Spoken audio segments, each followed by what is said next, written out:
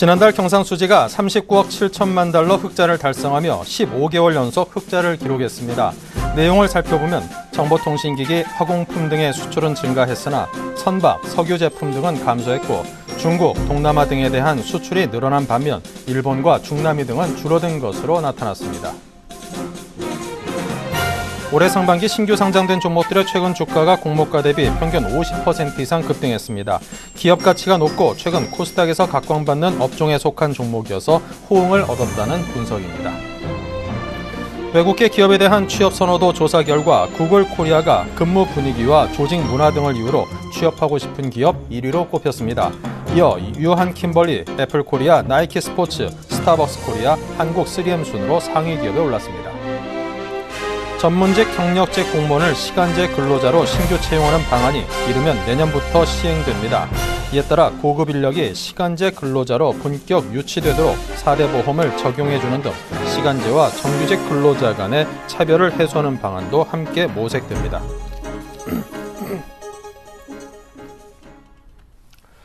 네, 시청자 여러분 안녕하십니까. 오늘장 내일장 진행을 맡은 윤종성입니다. 오늘은 5월 29일 수요일입니다. 벌써 주 중반으로 접어들었는데요. 자, 이번 주에는 주 초반부터 상당히 증시 분위기가 좋았습니다. 어제 미국과 유럽 증시의 분위기도 상당히 좋았는데요. 자, 지금 현재 우리 시장은 어떤지 보겠습니다. 네, 코스피가 19.14포인트나 올랐습니다. 2000선을 단숨에 회복을 했죠. 장 초반까지는 초중반까지는 1900선 후반대에서 움직였습니다만 2000선을 힘있게 뚫고 올라가면서 2005.36으로 굉장히 높이 올라가 있는 모습 볼 수 있습니다. 네, 수급을 살펴보면요. 오늘 우리 증시의 상승 동력은 외국인입니다. 외국인이 2,800억 가까이 샀고요. 반면 개인은 굉장히 매답하는 데 주력을 했군요. 코스피는 1.05포인트 상승했습니다. 어제 이미 많이 올랐기 때문에 오늘은 잠시 좀 숨고르기를 하는 추세입니다. 주체별로 보면 외국인은 코스닥에서도 왕성하게 사들였습니다. 95억어치 사들였고요. 기관은 72억을 내다 팔았습니다. 원달러 환율 1.6원이 오르면서 1128.5원입니다.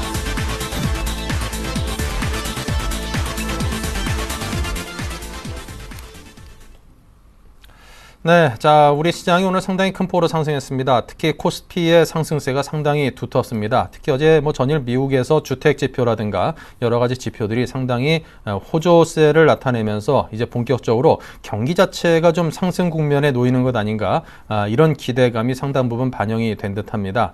물론 이런 지표들이 좋게 나오면 그동안 전 세계 증시의 유동성을 공급했던 양적 완화 조치들이 좀 완화되는 거 아닌가, 출구 전략이 조기 시행되지 않겠는가, 그런 의구심이나 불안감도 물론 있습니다만 그런 악재에 대한 우려감보다는 지표가 좋아지고 있다는, 경기 자체가 좋아지고 있다는 호재에 대한 기대감이 훨씬 더 크게 우리 증시에 힘을 실어주고 있는 모습입니다. 자, 오늘장 내일장 일부에서 어떤 내용들 준비되어 있는지 보겠습니다. 네, 애널리스트에게 듣는답니다. 코스피 2000선 돌파했습니다. 이런 시장에 접근할 수 있는 포인트는 무엇인지, 또 미국의 양적 완화 축소 논란과 관련해서 단기간 내 시행은 좀 어렵지 않겠는가라는 의견을 들려드립니다.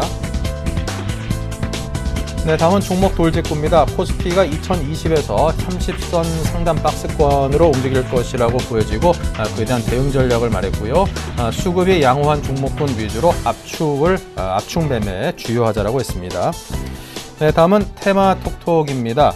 정대희 멘토가 STX그룹이 오늘 전반적으로 상승을 했습니다. 산업은행에서 STX 펜오션을 인수할 것이다라는 전망이 크게 힘을 실어주면서 그룹주가 전반적으로 상승을 했는데요. 신규 매수 및 관심 제외에 관한 의견을 듣겠습니다. 네, 오늘장 자세한 이야기 듣겠습니다. 하나대투증권 투자정보팀의 이영곤 연구위원입니다. 안녕하세요. 네, 안녕하십니까. 네, 자, 코스피가 2000선 돌파했습니다. 앞으로 추가 상승도 가능할까요? 예, 오늘 2000선 돌파하면서 현재 2005포인트를 기록하고 있는데요. 외국인 매수세가 유입되면서 전체적인 수급이 많이 개선되고 있는 모습입니다. 오늘 2000선 돌파 역시 외국인들이 주도하고 있다라고 볼 수가 있겠는데, 현재 거래소에서 2,700억 이상 순매수를 하고 있고 코스닥에서도 100억 가까이 매수 우위를 기록하고 있습니다. 글로벌 증시가 그동안 상승세를 나타냈는데 국내 증시가 좀 부진했었던 기간이 상당 기간 이어졌습니다. 결국은 이렇게 벌어졌었던 글로벌 증시와의 수익률 갭 메우기가 진행이 되고 있다라고 이제 볼 수가 있겠고요. 그동안 엔화 약세 기조로 인해서 상대적으로 매력도가 좀 적었던 것으로 평가받았었던 국내 증시가 재평가받고 있는 그런 과정으로 보여집니다. 금리 인하와 같이 맞물려서 국내 경기 회복 기대감이 조금씩 발생하고 있는 점, 이런 부분들도 좀 상승을 이끄는 요인으로 볼 수가 있겠는데요. 이전선 부분에서 어느 정도 좀 매물 소화 과정이 필요하겠지만 추가 상승 여력은 지금 존재하고 있는 것으로 그렇게 판단하고 있습니다. 자, 다음으로 이제 미국의 출구 전략 논란이 이제 조금씩 축소되는 분위기입니다. 이 논란의 마무리 단계라고 봐도 좋을런지 어떻습니까? 예, 그렇습니다. 지난주에 사실 출구 전략 관련된 이슈가 많이 부각이 됐었는데 지금 조금씩 완화되고 있는 상황이라고 볼 수가 있겠고요. 출구 전략 가능성, 출구 전략이 상당 부분 논의가 진행이 되고 있다라는 그런 소식들도 있었지만 결론적으로 말씀드리면 단기간 내 출구 전략을 시행할 가능성은 매우 희박하다라고 볼 수가 있겠습니다. 실질적으로 출구 전략을 단기간 내에는 시행하지 못할 것이다라고 보는 것이 맞는 상황이고요. 결국은 양적 완화 정책으로 인해서 유동성 공급이 계속 지속될 수밖에 없고 주식시장을 비롯한 자산시장의 강세 흐름은 조금 더 지속될 수 있다라고 판단됩니다. 그동안 단기간에 급하게 올라왔었던 측면 때문에 일본 증시를 비롯해서 일부 증시가 좀 조정을 받는 모습을 보였지만 결국 추세가 훼손되지 않을 것으로 보여지기 때문에 최근 나타났었던 변동성 확대 국면을 이용해서 오히려 저가 매수를 시도했어야 되는 그런 상황으로 보여지고 있고요. 지금 변동성이 이제 전체적으로 좀 줄어들고 있는 과정인데 여전히 조정 시점을 이용한 매수 전략 대응 유효한 상황으로 판단하고 있습니다. 네. 자, 다음으로 이제 코스피가 2000선을 돌파한 지금 상황에서 이 주목해 볼 만한 업종들은 어디입니까? 그동안에 이제 휴대폰 관련이라든가 자동차 관련 이런 쪽으로 압축이 돼 있었는데요. 어떻게 좀 더 넓게 시야를 넓혀가도 될런지요? 네, 그렇습니다. 반도체 업종 최근에 좀 강세를 보였고 좀 유통 내수도 사실 이전에 조금 상승세를 보였었는데 결국은 2000선 돌파 시점 그리고 2000선 안착하는 과정에서는 전기전자 업종과 자동차 업종에 다시 주도적인 역할을 할 수밖에 없는 상황이고요. 다만 이제 전기전자 업종 가운데서도 실적이 뒷받침되는 종목들 중심으로 좀 압축적인 움직임을 보여줄 것으로 보이십니다. 특히 이제 좀 주목해 볼 만한 업종과 종목이라고 하면은 그동안 많이 소외됐었던 가격 매력이 있었던 업종을 주목해 봐야 될 것으로 보이시는데 대표적으로 건설 업종과 증권 업종이 있습니다. 그동안 상승 모멘텀이 많이 부족하고 실적이 부진하다는 측면으로 좀 소외됐지만 결국 경기가 회복이 되고 주식시장의 상승세를 나타내면은 수혜를 받을 수 있는 업종이라는 측면에서 건설과 증권 업종을 좀 주목해봐야 될 시점으로 판단하고 있고요. 코스닥 시장은 계속 상승 추세가 이어지고 있습니다. 코스닥 시장은 상당히 큰 어떤 추세를 지금 형성하면서 저항선을 돌파하고 있는 상황이기 때문에 여전히 코스닥과 중소형주에는 관심을 계속 가져야 되는 상황이다라고 보고 있습니다. 네, 자 끝으로 오늘 상당한 강세장입니다. 오늘 장 마감 전략을 세워주십시오. 결국 수급적인 측면을 놓고 보면은 외국인들이 오늘 강하게 사고 있다라는 측면, 외국인들 수급이 유입되는 종목군들 중심으로 좀 주목을 해볼 필요가 있어 보이고요. 추가적으로 수급이 개선될 수 있다는 측면에서 외국인 선호 종목들 좀 관심이 필요해 보입니다. 2000선을 돌파를 했지만 2000선 안착을 위해서는 2000선 부근에서 당분간 좀 매물 소화 과정이 필요할 것으로 보여지는데 이 과정을 이용해서 실적 호전되고 있는 우량주 중심으로는 분할 매수를 해나가는 전략이 필요한 상황이다라고 판단하고 있습니다. 네, 알겠습니다. 자, 지금까지 하나대투증권 투자정보팀의 이영권 연구위원과 함께했습니다. 감사합니다. 예, 감사합니다.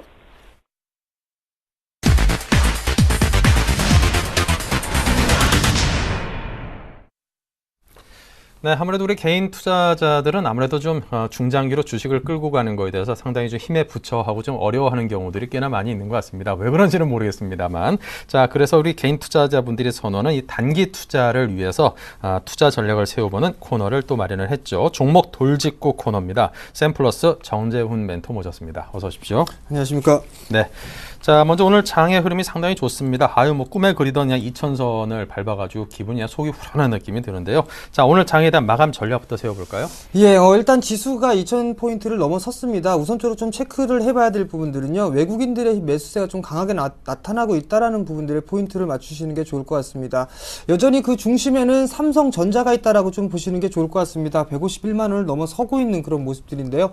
삼성전자가 추가적으로 상승 시도가 좀 나타나게 된다라면 아마도 지수는 좀 더 상승폭이 있을 것이다라고 좀 보시는 게 좋을 것 같습니다. 지수는 약 2020에서 2030포인트를 목표치로 좀 놓고 보시는 게 좀 좋을 것 같다라고 좀 보시는 게 좋을 것 같고요.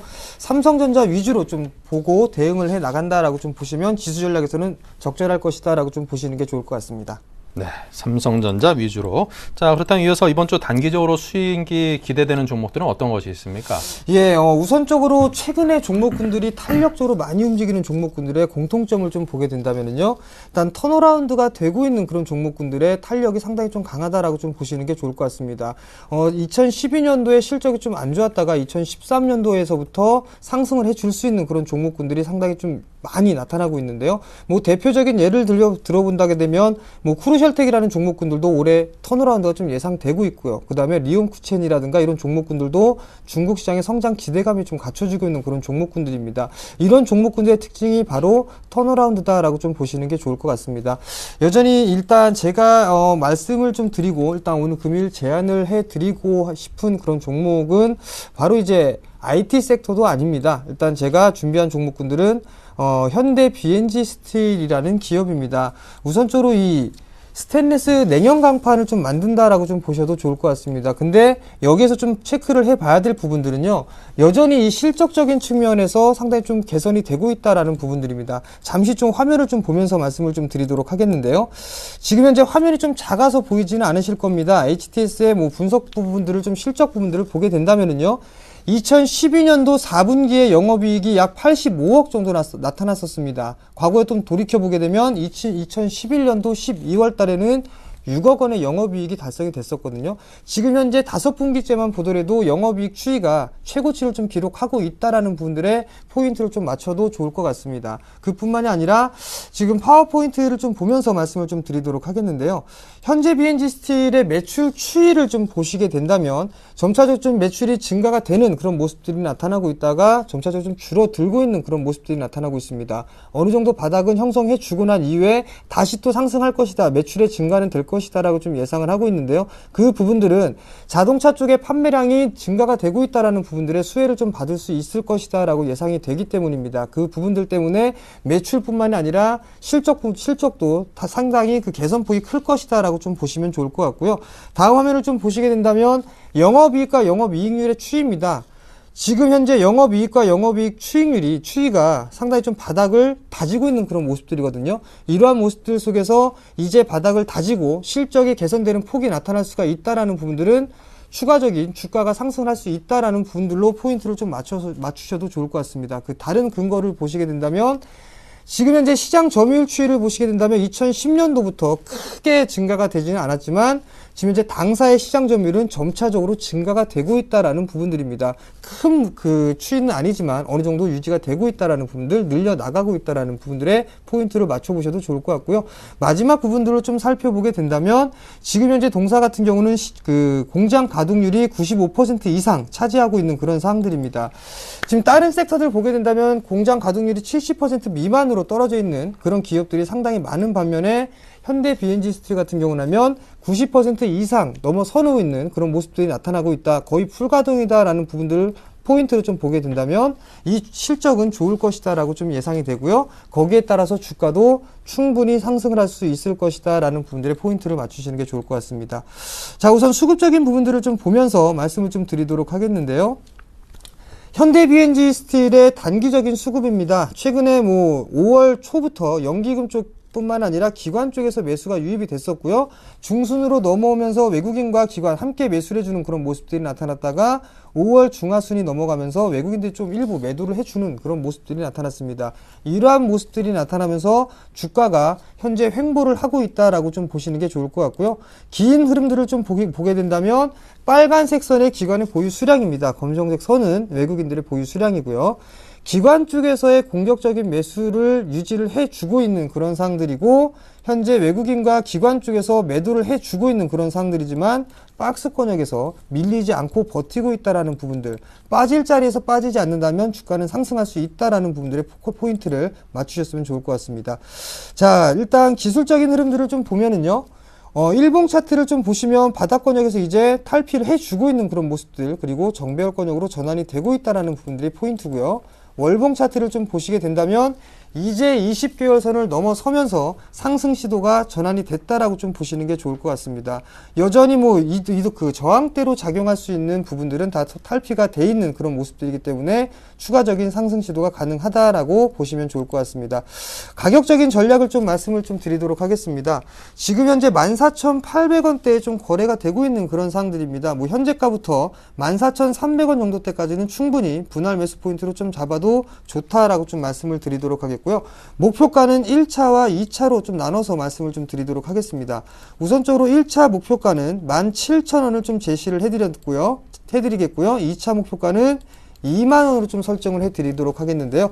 17,000원으로 설정해 드린 부분들은 최근에 과거에 형성돼 있던 고점권역이 좀 한 차례 저항대로 좀 기록할 것이다, 작용을 할 것이다 라고 좀 보셔도 좋을 것 같고요. 주보 2만원을 말씀드린 부분들은 단기적인 흐름들이 아니라 중기적인 관점에서 상승폭의 얼추 되돌림, 절반가량의 되돌림 가격이다 라고 좀 보시는 게 좋을 것 같습니다. 이 1차, 2차 목표가를 일단 기억을 해 두시고요. 시장에 좀 대응을 하시는 게 좋겠고, 손절가는 13,000원이 이탈되는 흐름들이 전개가 되지 않는다면 충분히 이 목표가는 달성할 것이다 라고 포인트를 잡으시는 게 좋을 것 같습니다. 네. 자, 이 차트를 보니까 요즘 철강주답지 않게 굉장히 좀 많이 올랐습니다. 급등을 했기 때문에 그만큼이나 좀 산다라는 게 좀 상당히 좀 손이 언뜻 잘 안 나갈 수도 있는 그런 종목이겠다 싶은데요. 네. 이런 급등에 대한 우려감은 좀 안 가져도 되겠습니까? 예, 일단 우려감을 좀 갖지 않으셔도 된다라고 좀 말씀드리고 싶은 부분들은요. 일단 최근에 모든 종목군들, IT 현재 주도를 하고 있는 종목군들을 보게 되면 바닥권역에서 거의 수백 프로 이상씩 상승을 해준 그런 모습들이 나타났습니다. 근데 현대비엔지스트 같은 경우 이제 만원대에서 거래가 되다가 이제 15,200원, 약 50% 정도 상승을 했는데요.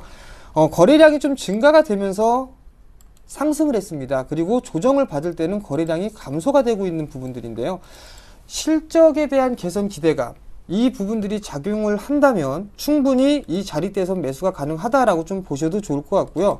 일봉상으로 보게 된다면 지금 단기적으로 짧게만 본다면 많이 올랐습니다. 그렇지만 길게 이걸 오랜 시간부터 보게 된다면 29,000원, 거의 3만원대까지 상승을 했다가 만원이 깨지는 그런 모습들이 나타났거든요. 이러한 모습들로 봤을 때는 충분히 매수 포인트로 잡아도 좋다라고 말씀을 드리고 싶고요. 그렇게 크게 우려할 부분들은 없다라고 좀 말씀드리도록 하겠습니다.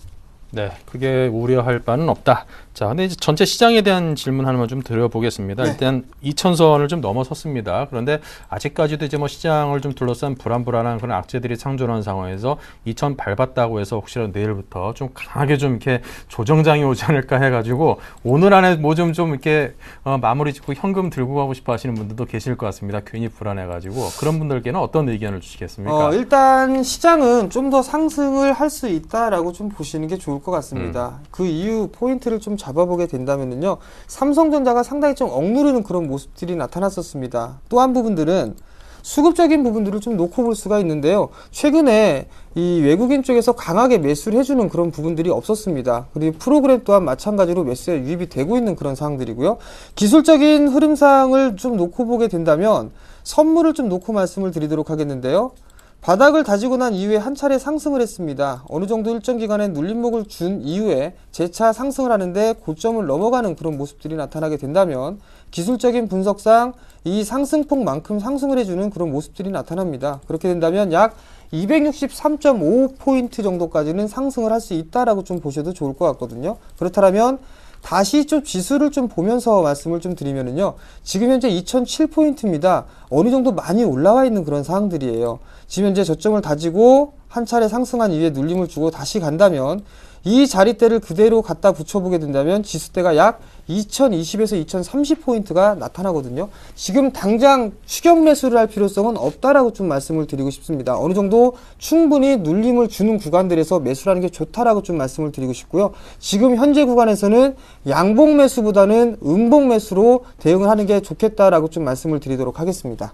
네, 양봉 매수보다는 음봉 매수에 대해서 좀 더 집중을 해라. 자, 그렇다면 이제 최종 포트폴리오를 한번 살펴보겠습니다.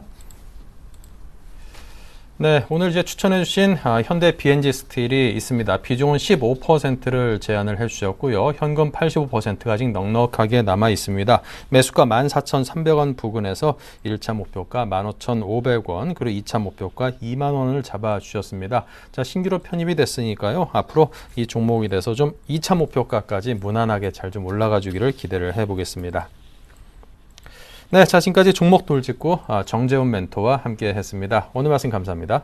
감사합니다.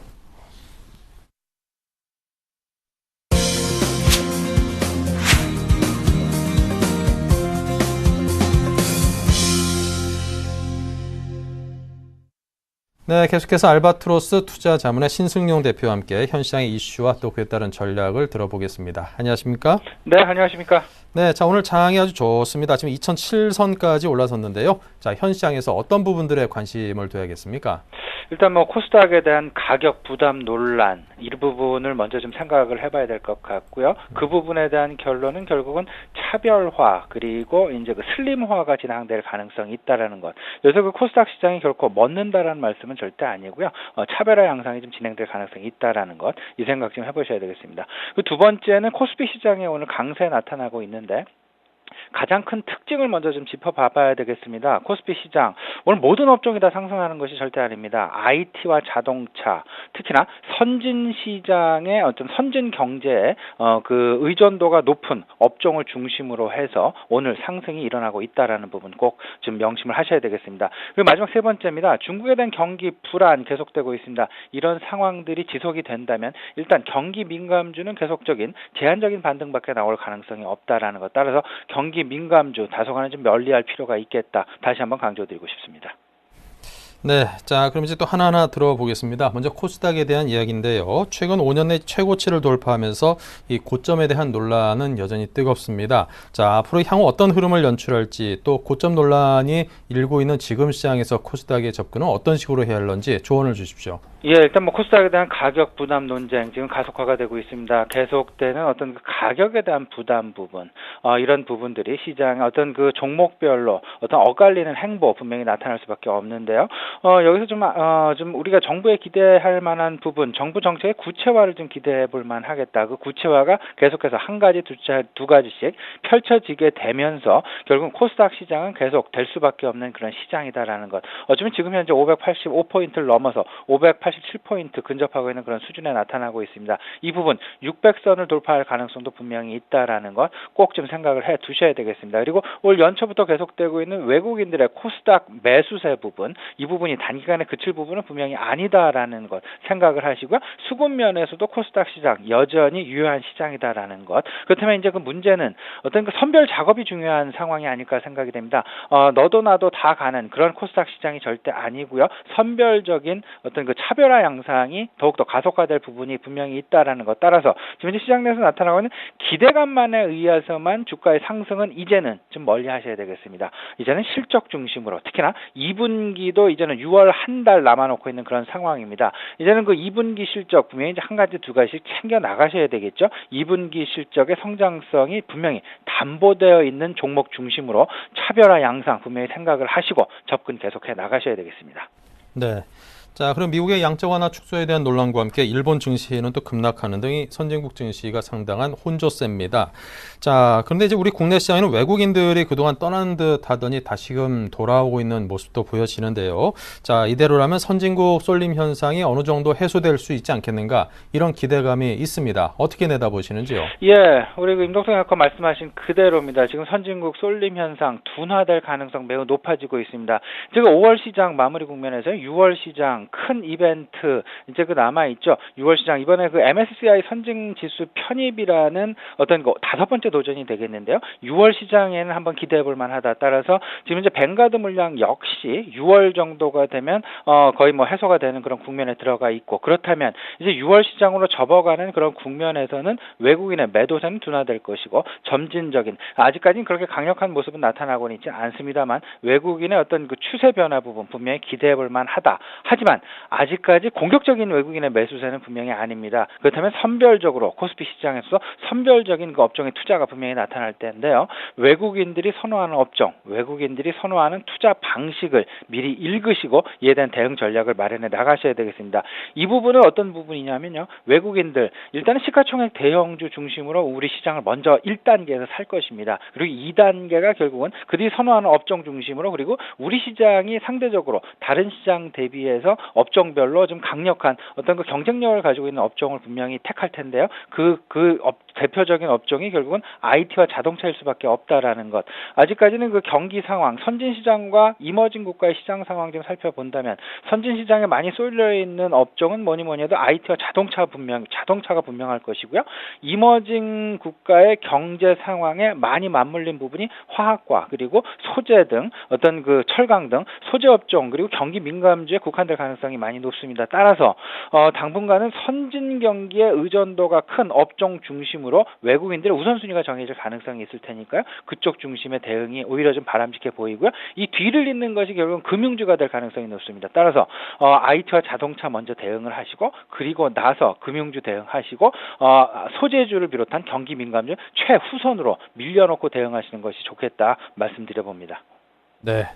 자, 그렇다면 이제 미국에서 양적 완화가 좀 조기에 종료될 수 있지 않겠는가, 이런 주장이 상당히 힘을 얻고 있는데요. 그에 대한 가능성을 어떻게 평가하십니까? 높게 평가하십니까? 아니면 아직까지는이라고 생각하십니까? 예, 저는 일단은 아직까지는이라고 생각을 합니다. 지금 계속되는 어떤 그 양적 완화 축소에 대한 경고 메시지 지금 나오고 있는 것이 사실입니다. 하지만 그 FRB에서 그대로 얘기한 부분 조건이 있습니다. 선행 조건이 분명히 있는데요. 그 선행 조건은 고용 지표가 되겠습니다. 실업률 지표가 되겠는데요. 실업률 지표 6.5%에 도달하지 않는 한, 지금 현재 7.2%죠. 6.5%에 도달하지 않는 한 양적 완화를 종료할 가능성은 없다라는 것. 하지만 지금 미국 정부에서 발표한 수치, 최근에 발표한 수치가 있습니다. 올 연말 정도가 되면 미국의 실업률은 6.5%대로 떨어질 가능성이 매우 높다라는 것. 미국 정부의 전망치입니다. 그렇다면 이 두 가지를 조합을 해본다면요. 연말 정도가 되면 분명히 양적 완화를 축소할 그럴 가능성이 매우 높다라는 것. 그에 대한 시그널을 지금 시장에서 계속 보내고 있다라고 보셔야 될 것입니다. 그래서 아직까지는 아니지만, 하지만 전반적인 시장의 변화 부분은 꼭 좀 염두하시고 대응 전략 펴 나가셔야 되겠습니다. 네. 자, 이제 월말인데요. 윈도우 드레싱에 대한 기대감을 좀 가져도 될까요? 윈도우 드레싱 조금 좀 어찌 보면 좀 이론적이다라고 좀 보셔야 될 듯하고요. 이 부분보다는 오히려 전반적인 펀더멘탈 차원에서 접근하시는 것이 오히려 훨씬 좋습니다. 펀더멘탈 측면에서 특히나 이제 그 6월 시장, 제가 이제 아까도 그런 말씀드렸죠. 6월 시장에서 외국인 기조에 가장 크게 변화를 미칠 요인 두 가지를 꼽아드렸습니다. 첫 번째는 MSCI 선진지수 편입 가능성 여부가 분명히 하나의 어떤 그 크리티컬한 포인트가 될 것 같고요. 두 번째는 6월 초, 6월 중순 이후가 되면 뱅가드 물량이 일단락될 가능성이 매우 높습니다. 그렇다면 전반적인 외국인의 수급 개선 분명히 시장 내에 나타날 수 있다라는 것 염두하시고요. 외국인들이 어떤 종목을 가장 먼저 선호하면서 주식을 살 것인가, 외국인들이 가장 선호하는 잣대는 무엇인가 분명히 생각을 해보셔야 됩니다. 외국인들이 가장 선호하는 잣대, 다시 한번 말씀을 드리면 ROE라는 개념을 굉장히 외국인들은 선호를 합니다. 지속 가능한 ROE, 지속 가능한 자본 대비해서 수익력을 얘기를 하는 건데요. 이 ROE 한 10% 내외에 10% 이상의 ROE를 선호합니다. 기업들 보실 때요, 꼭 ROE가, 그리고 지속 가능한 ROE가 몇 %가 되는지 꼭 보시고요. 지금 현재 추격 매수를 해도 좋을지 아닐지의 여부, 꼭 이 ROE를 기준으로 판단하시면 좋겠다 말씀드리고 싶습니다. 네, ROE라는 지표를 좀 바탕으로 외국인의 움직임을 좀 분석을 해볼 필요가 있다라는 조언이셨습니다. 자, 오늘 코스피가 지금 2008선까지 올라갔거든요. 뭐 외국인 수급 여건도 개선되고 하면 이런 것들이 좀 상승 효과를 이뤄줘가지고 전고점 한 2050선까지도 좀 돌파해 줄 수 있지 않겠는가 이런 기대감도 있는데요. 한 어느 정도 선을 잡고 가능성을 열어둬야겠습니까? 예, 일단 뭐 말씀하신 저도 역시 한 2050포인트 정도 열어놔도 되지 않을까 싶은데요. 여기서 분명한 것은 업종별로 차별화는 분명히 나타날 것이다. 일단은 IT와 자동차 중심으로 외국인들이 우리 시장을 매수할 가능성이 매우 높아 보이고요. 중국의 의존도가 큰 중국 경기 상황이 아직까지 매우 불투명한 그런 상황입니다. 중국 경기가 불투명한 상황에서 경기 소재주를 섣불리 매수하는 것은 잘못하면 낭패를 일으킬 가능성이 매우 높다라는 것 염두하시면 좋겠습니다. 큰 그림에서 IT, 자동차 그리고 나서 좀 전반적인 자산주 개념으로 시장을 좀 접근하시면 어떨까 싶네요. 네, IT, 자동차, 자산주 이렇게 세 부분을 꼽아주셨습니다. 자, 그렇다면 이제 포트폴리오에 어떤 것들을 담아야 될는지 설명 주십시오. 예, 이번 주부터 제가 포트폴리오를 좀 변화를 시켰습니다. 계속되는 어떤 그 유틸리티주, 그 여름철 전력 수요라든지 외국인들의 선호도 부분 이런 부분들을 감안을 해서 유틸리티주 계속해서 이제 포트폴리오에 담아 왔었는데요. 이제 포트폴리오에서 좀 제외를 시킬까 합니다. 왜 그러냐면요. 일단 그 한전의 그 원전 사고 부분 시장 내에 일단 그 크게 영향을 미칠 가능성이 높고요. 그리고 이 부분 단기간에 끝날 악재는 분명히 아니다라는 그런 생각입니다. 중장기적으로 악재로 계속되는 유틸리티주에 부담을 줄 가능성 매우 높다라는 것 염두하고 유틸리티주는 제외를 시켰습니다. 대신에 외국인들이 서서히 지금 매기세가 지금 나타나고 있죠. 외국인들의 우리나라 글로벌 유동성의 유입 가능성을 생각을 해본다면 IT와 자동차 빼놓을 수가 없겠습니다. 따라서 유틸리티주 10%를 빼는 대신에 자동차주를 10% 새롭게 편입을 하는 그런 전략을 세워봤습니다. 네. 자, 그렇다면 이제 주목해야 될 관심 업종에 대한 이야기를 들어보겠습니다. 비중 등등 설명을 주십시오. 예, IT 업종 35% 유효합니다. 최근 들어서 이제 그 반도체 업황 개선이 계속 되고 있다라는 것. 특히나 시장에서 이런 얘기도 나오죠. SK 하이닉스를 갖고 있는 자와 SK 하이닉스를 안 가지고 있는 자 이렇게 양분되는 시장도 전개될 수 있다라는 그런 얘기까지 나오고 있는 그런 상황입니다. IT주 특히나 반도체주를 중심으로 해서 좀 포트폴리오 좀 계속해서 IT 35% 좀 갖고 가셨으면 좋겠고요. 부품과 장비주, IT 장비주 역시 마찬가지가 되겠습니다. 장비주 최근 들어서 저평가 얘기 많이 나오고 있습니다. 장비주에 대한 관심 지금 필요한 그런 상황이다 말씀을 드려보고요. 자산주는 유동성 측면에서 계속 제가 강조드리고 있습니다. 안정성장과 PBR 그리고 필수 소비재와 관련된 자산주에 관심을 가지고 20% 내외 갖고 갔으면 좋겠다 강조드리고요. 통신주 전반적으로 지금 안정적인 성장 측면에서 그리고 배당 관련주 측면에서 계속 갖고 가셔야 되겠습니다. 석유화학주는 일단은 제가 우리 시청자 여러분께 말씀을 드리고 싶은 부분은 일단은 제 포트폴리오에서는 조금 좀 실패한 포트폴리오 중에 하나입니다. 석유화학주 좀 편안한 종목이 아닐까 그리고 낙폭과대 차원에서 좀 포트폴리오에 편입을 했었는데요. 점차 반등 시마다 지금 현재 우리 시청자 여러분께 줄여나가는 그런 모습 보여주고 있습니다. 일단 석유화학주는 반등이 재차 나오게 되면 조금 좀 털어가는 그런 전략 갖고 가면 어떨까 싶고요. 진정한 어떤 그 석유화학주와 소재주를 담는 시기는 중국 경기에 대한 논란이 해소되는 시점에 됐을 때 다시 한번 담아가는 그런 전략을 갖고 가면 좋겠다 말씀드립니다. 그리고 지주사 지난주부터 새롭게 편입을 시켰죠. 지주사 전반적인 어떤 외국인들이 우리 시장을 산다면 그리고 외국인들이 우리 시장에 들어온다면 지주사에 대한 관심 분명히 높이 가져갈 수밖에 없습니다. 일단 하반 경직에 대한 안정성 분명히 보유를 하고 있고요. 그리고 상대적으로 배당에 대한 매력도 큰 업종이 결국은 지주사주가 되겠습니다. 그래서 지주사주 10% 유지하고요. 오늘부터 10% 새롭게 자동차주 편입을 시켰습니다. 이제 그 N저에 대한 논란 어느 정도 시장 내에서 좀 둔화되고 있는 그런 양상 벌어지고 있습니다. 그리고 일본의 그 아베노믹스에 대한 어떤 그 의구심이 확산되고 있는 그런 차원에서 현대차와 기아차, 현대모비스 그리고 더 나아가서는 자동차 부품주들까지 전반적으로 자동차주에 대한 관심 이제는 좀 안심하고 가져가 봐도 되겠다라는 그런 차원에서 자동차주 10% 새롭게 유입시켰습니다. 네, 자 이렇게 해서 비중과 그 주목해 볼 만한 업종에 대한 이야기를 들어봤습니다. 석유화학 같은 경우에는 좀 반등할 때마다 오히려 좀 처분하는 기회로 활용하라 이런 의견을 주셨으니까요. 여러분께서 참고하시기 바랍니다. 자, 지금까지 알바트로스 투자자문의 신승용 대표님과 함께했습니다. 감사합니다. 네, 감사합니다.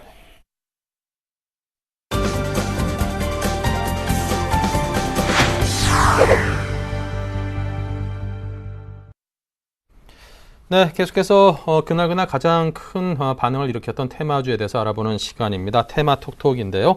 자, 오늘은 이제 산업은행이 STX 페노션을 인수할 가망성이 상당히 크다, 이런 의견이 제시되면서 STX 그룹주가 급등을 하고 STX 페노션 같은 경우는 상한가까지 올라가는 기염을 토하고 있습니다. 샘플러스의 정대희 멘토를 연결합니다. 안녕하십니까? 예, 안녕하세요. 주식생천 열심히 멘토 정대입니다. 네, 자, 이 STX 그룹주의 상승 배경부터 구체적으로 설명 주십시오. 예, 상승 배경을 먼저 좀 말씀을 드리겠습니다. 자, 그러면 STX 그룹주들이 상승이 나왔는데요. 그 이유는 STX 페노션이 산업은행의 피인수 기대감 소식이 전해지면서 상승이 나왔습니다. 먼저 이 업종이 좀 STX 그룹주가 좀 빠졌던 이유를 좀 먼저 설명을 드리고요. 최근에 무리한 사업 확장과 그리고 유럽의 글로벌 경기 리스크로 인해서 심각한 유동성 위기를 겪고 있는 STX 그룹주의 주요 계열사들이 자율협약 합의에 따른 성공, 그에 따라서 구조조정들이 큰 틀이 완성이 되었기 때문에 완성된 와중에 STX 페노션까지 주체은행인 그 산업은행에서 피임 소식이 금융당국 감독과 그리고 업계를 인용해 대주주 지분에 대한 완전 감자와 채권단의 출자 전환을 거쳐 재무구조 개선을 한 뒤 인수할 예정이라는 이런 뉴스들이 나오면서 좀 상승이 나왔습니다. 특히 STX 그리고 STX 조선해양, 엔진 그리고 중공업까지 자율협약 합의에 성공해 구조조정의 큰 틀이 완성된 이런 과정 중에서 이런 소식이 주가의 호재로 반영이 됐다라고 말씀을 드리겠습니다. 네, 자, 그렇다면 STX 그룹주의 향후 전망은 어떻게 잡고 계시는지요? 일단 전략부터 결과를 말씀을 드리면 기존에 지금 신규 매수를 하시거나 그리고 관심을 갖고 있는 개인 투자자들은 좀 관심 종목에서 제외를 하셔라라고 말씀을 드리겠고요. 그리고 현재 보유 중인 투자자들은 일부 좀 수익 실현하시고 혹은 또 손절 중이신 분들은 이런 기회를 통해서 좀 손절폭을 좀 축소하시면 어떨까라고 말씀을 드리겠습니다. 그리고 그 이유는 일단 오늘과 같은 소식은 산업은행 측에서 해당 보도는 사실이 아니다라고 먼저 말씀을 보도 사실을 냈고요. 현재 예비 실사 결과를 놓고 여러 가지 방안을 검토 중이라고 했고요. 거기에 따라서 구체적인 방안에 대해서 나오면 그거를 언급할 거다라고 이런 입장 표명을 했기 때문에 아직까지 신규 매수를 하거나 관심 종목을 놓고 보시기에는 좀 시기상조가 아닐까라고 말씀을 드리겠습니다. 그리고 전망에 대해서 또 말씀을 드리면요. 현재 지금 STX 그룹주 같은 경우는 조선 부분을 살리고 그리고 비조선 부분에 대해서는 매각을 통해서 재무 건전성을 확보한다. 이러한 방침을 가지고 있고 여기에 따라 진행이 될 것으로 보이나 그 과정이 순탄치만은 않을 거라고 좀 판단이 됩니다. 이유는 이미 앞서 먼저 자율협약 계약을 체결, 즉 이런 것들이 완료됐고 완료가 된 계열사들을 보면 예비 심사 결과를 보면 실제 드러나 있는 것보다 채권 규모가 좀 크고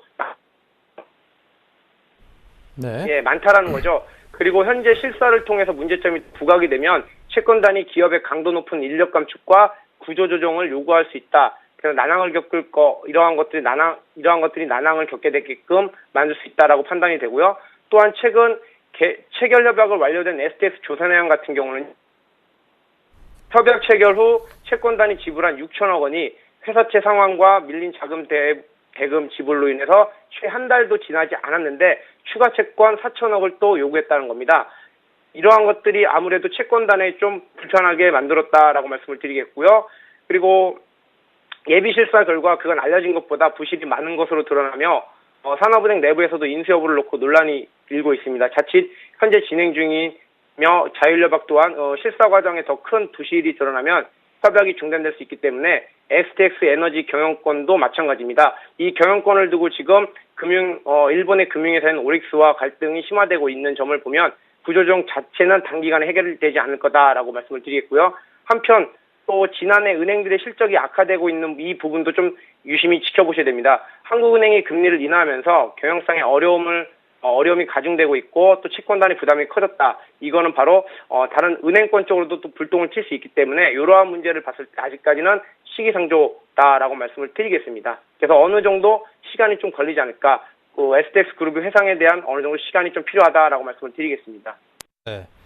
자, 그렇다면 이런 아직까지도 불확실성이 많이 남아있는 상태에서 STX 그룹에 대해서 과연 이제 투자를 할 수 있을 만한 것인가에 대한 의구심이 분명히 듭니다. 투자 가능한 종목이 있다고 보십니까? 일단은 서두에서도 저는 부정적인 입장도 아니고요. 긍정적인 입장도 아닙니다. 하지만 개인 투자자들이 이렇게 말 많고 탈 많은 종목을 신규 매수한다는 건 좀 안 좋게 보고요.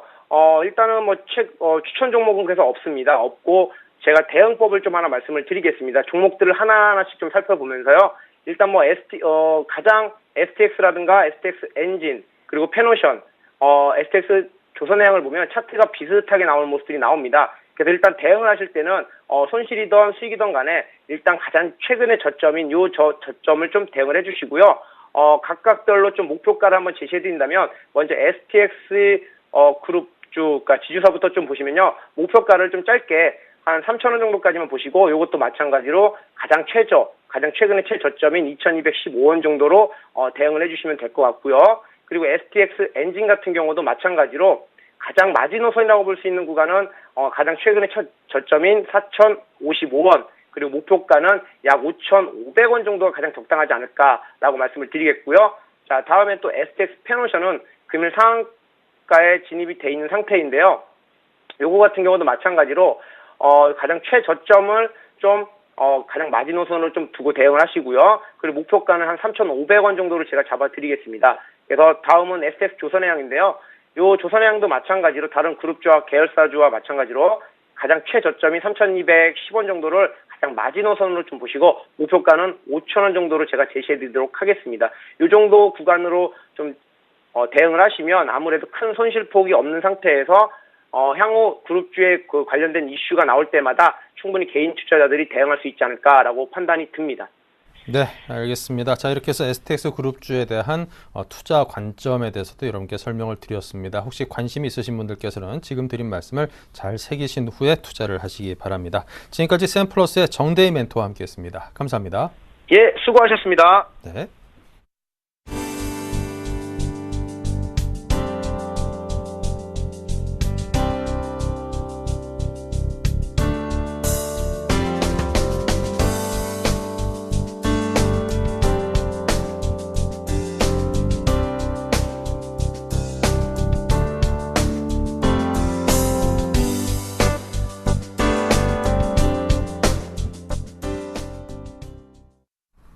네, 자, 일주일간의 수익 낼 수 있을 만한 종목을 알아보겠습니다. 7일간의 수익 다이얼입니다. 먼저 지난 수익률 체크부터 하겠습니다. 네, 지금 전반적으로 수익률이 좀 밋밋합니다. 네오지 게임즈는 보합이고요. 대봉 LS만이 수익을 내고 있습니다. 0.8%이고요. IM이 마이너스 1, 그리고 이수페타시스 마이너스 2.6, 역시 IM이 마이너스 1.7%로 손실을 보고 있습니다. 네, 이렇게 해서 유일하게 상승을 한 대봉 LS 전진우 팀장이 오늘의 위너입니다. 네, 자, 오늘의 위너이자 매주 수요일 종목 추천하시는 전진우 팀장 연결하겠습니다. 안녕하십니까? 네, 안녕하세요. 네, 먼저 대봉 LS가 유일하게 수익을 내고 있는 종목입니다. 0.8% 수익인데요. 어떤 대응법을 갖고 계십니까? 0.8% 좀 민망한 수익률인데요. 그래도 오른 게 어딥니까? 예. 한 주간에 5,000원에서 5,600원 이 박스권을 두고 기술적으로 깃발형의 방향성을 찾는 모습입니다. 그래서 현재 시점에서 상승이냐 이 하락이냐의 방향성을 찾는 구간이라면 하락보다는 상승을 뒷받침할 수 있는 근거들이 좀 더 많이 있는 시점이고요. 그 근거로 첫 번째 하나는 제약과 화장품 시장이 성장성을 가지고 있기 때문에 그 원재료를 납품하는 이 원자재 업체들의 실적도 성장한다라는 이 펀더멘탈을 가지고 있고, 현재 기술적으로 지난주 말씀드렸듯이 4,000원대, 4,600원대 이렇게 상승하면서 기간의 조정을 받고, 최근에도 5,900원대까지 상승을 하다가 현재 시점에서 추세를 깨지 않는 범위 내에서 5,000원, 5,600원대 좀 조정을 받는 전속적으로 계단식 상승의 어떤 모습을 보이고 있습니다. 그리고 무엇보다도 이 코스닥 시장이 2009년도에 이후에 450포인트, 550포인트 사이를 두고 4년째 박스권 움직임이었었는데, 최근에 그 구간을 벗어나는 상승을 주는 과정에서 이런 대봉 LS와 같이 시장에 관심을 갖지 못했던 종목들의 주가가 재평가받을 수 있는 어떤 수급의 긍정적인 그런 여지를 가지고 있는 시점이고요.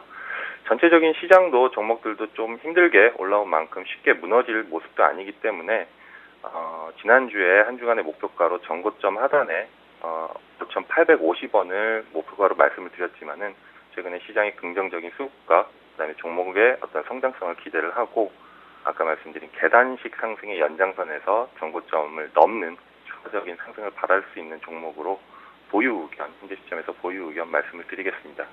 네, 현 시장에 대해서 보유 의견을 주셨고요. 자, 새로이 수익 낼 만한 추천 종목은 어디입니까? 오늘은 ISC라는 종목인데요. 이 한동안 그 IT 업종 중에서 휴대폰 관련 종목들에 좀 탄력이 좋다 보니까 그동안 저 역시도 한동안 계속 휴대폰 부품주들만 중점적으로 소개를 드렸었습니다. 그런데 지난해 3분기부터 이 하이닉스를 중심으로 해서 이 반도체 업종의 투자 센티멘트가 좀 개선이 되면서 관련 장비 업체들도 꾸준한 상승 움직임을 주고 있고요. 오늘 소개드리는 ISC 역시 2009년도 이후에 꾸준한 상승을 주고 있었고, 물론 시점별로는 탄력의 차이는 있지만 꾸준히 상승을 줬었고, 현재 시점에서도 오늘 신고가를 갱신하는 추가적인 상승을 바라고 접근할 수 있는 종목으로 소개를 드립니다. 일단은 그 반도체 후공정의 테스트 소켓을 만드는 업체고요. 주 거래처로는 삼성전자, 그리고 SK 하이닉스, 그리고 인텔 등의 전 세계 반도체 업체를 대상으로 테스트 소켓을 납품을 하고 있고요. 특히 최근에 다품종 소량 생산의 모바일 복합 반도체와 그다음에 시스템 반도체의 수요가 증가하다 보니까 ISC의 소모성 소켓을 생산하는 판매량도 또 기대가 되고요. 다른 하나는 이 테스트 소켓이 단소화되는 추세 속에서 이 품목의 다변화를 통해서 퀄컴이나 애플 같은 회사의 벤더로 또 추가적으로 등록을 완료를 했습니다. 그래서 향후에 그 부분에 대한 납품 개시가 또 기대가 되고, 현재 회사의 어떤 재무적인 비율을 보면은 부채 비율이 한 18% 정도로 낮아요. 그리고 2011년도, 12년도 지난해도 한 400원대 시가 배당률로 따지면 한 2%가 넘는 높은 시가 배당률을 지급했던 것만큼 반대로 생각하면 재무적인 안정성이 있는 거죠. 그래서 재무적 안정성과 어떤 안정적인 실적 성장성을 갖춘 업체이고요. 기술적으로 현재 ISC 역시 이제 코스닥 중소형 업종 중에서 최근에 좀 가파른 움직임을 줬었고요. 이번 달 들어서 16,000원에서 18,000원대의 어떤 박스권에 기간의 조정을 받았던 움직임을 주다가 최근에 어떤 기간 수급의 좋은 분위기 속에서 오늘 역시 한 18,000원대를 벗어나는 그 상승 움직임을 줬었고요. 오후장 들어서 1시 이후에 좀 탄력 붙어서 19,450원 고점 찍고 살짝 윗꼬리를 만드는 움직임인데, 현재 19,200원대 오늘 종가 부분에 접근을 하고요. 현재 시점에서 올해 예상되는 실적 대비해서 한 PER 9배 정도를 좀 넘어요. 그리고 내년도 실적 대비해서는 한 6배 정도로 여전히 저평가 관점에서 이어지는 신고가 바라보고 접근할 수 있는 시점이고요. 그래서 오늘 종가 부분에 접근을 하고 단기 목표가로는 21,000원을, 그리고 선절가로는 지지 구간을 깨는 17,500원을 소개를 드리겠습니다. 네. 자, 그리고 이제 ISC 같은 경우는 자사주 매각에 대해서 어느 정도 좀 가능성이 있어 보이는데요. 자, 그렇다면 시장의 어떤 물량 부담으로 작용할 수도 있고 하나의 악재로 인식을 하고 대응을 해야 되지 않을까 싶습니다. 이와 관련해서는 어떤 생각을 갖고 계십니까? 공시 내용에 지난번에 그런 내용이 나왔는데 45만 주 정도의 자사주 매각들에 대한 뉴스인데, 예전에 코나이였던가요? 지난주에 했던 그 코나이의 어떤 그런 물량처럼 이 자사주 매각이라는 부분은 어쨌든 기관이 됐든 수급의 주체가 기관이 됐든 회사의 어떤 이득이 회사의 주체가 됐던 주가가 좀 오르게 되면 그게 물량 부담으로 작용할 수 있는 구간은 됩니다. 하지만 그것을 전부 다가 투자자의 입장에서 기관이 됐던 회사가 됐던 그거를 일시에 한 번에 어느 순간에 털어낸다라는 부담감은 아니에요. 다만 일반적으로 주가가 상승하면은 개인 투자자들도 어떤 차익실현 매물이 물량이 나오는 정도의 개념으로 생각하는 거지, 그 하나가 어떤 강한 초점으로 맞춰서 생각하기에는 조금 부담, 좀 어폐가 있고요.